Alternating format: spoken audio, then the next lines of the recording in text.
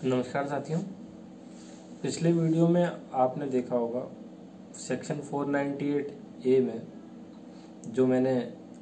बात कही थी कि महिला जहां आश्रय लेती है, जिस स्थान पर उसने शेल्टर लिया है, ऑनरेबल सुप्रीम कोर्ट के एक जजमेंट के मुताबिक वह चाहे तो उस स्थान से उन लोगों के विरुद्ध जो उसके पति या पति के पारिवारिक सदस्य हैं के खिलाफ कानूनी कार्रवाई प्रारंभ कर सकती है।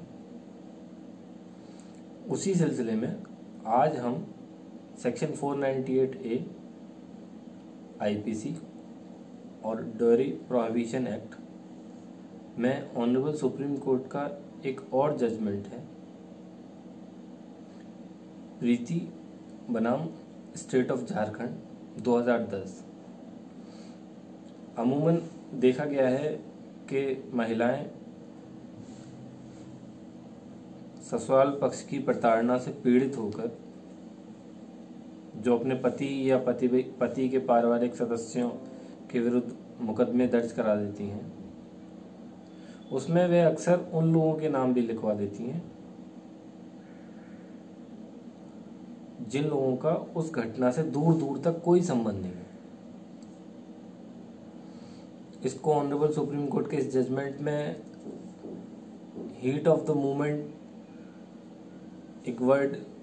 उस जजमेंट में आता है से डिफाइन किया गया है कि घटना जब घटित होती है उस समय माहौल इतना गर्म होता है कि ना चाहकर भी जो पीड़ित महिला है वो अपने पति और उसके परिवार के या और अन्य उन सदस्यों का जो उसके पति से संबंधित हैं नाम उन कंप्लेंट में लिखवा देते हैं, शिकायतों में लिखवा देते हैं, जो कहीं दूर दराज रह रहे होते हैं। हस्बैंड की कोई सिस्टर है जो मैरिड होकर कहीं रह रही है,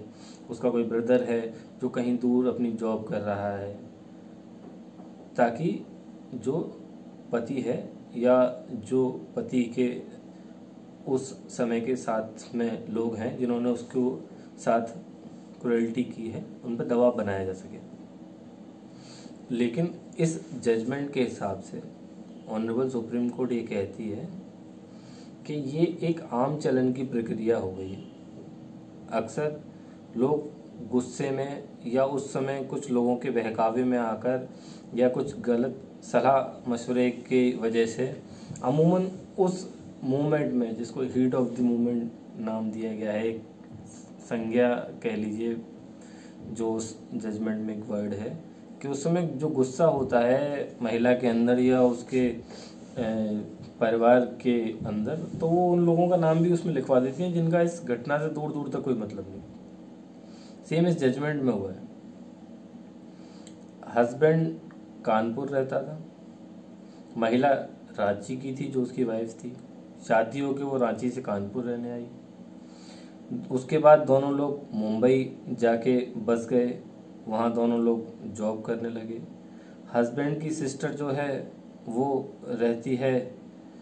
गुजरात में,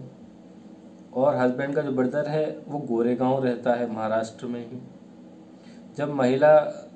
अपने पति से जो भी डिस्प्यूट उसका होता है उसके बाद में अपने मायके रांची वापस जाती है, वहाँ उस शिकायत में वो उन दोनों का नाम भी मेंशन करा देती है जो कि गुजरात और गोरेगांव रहते हैं, जिनका उसके परिवार से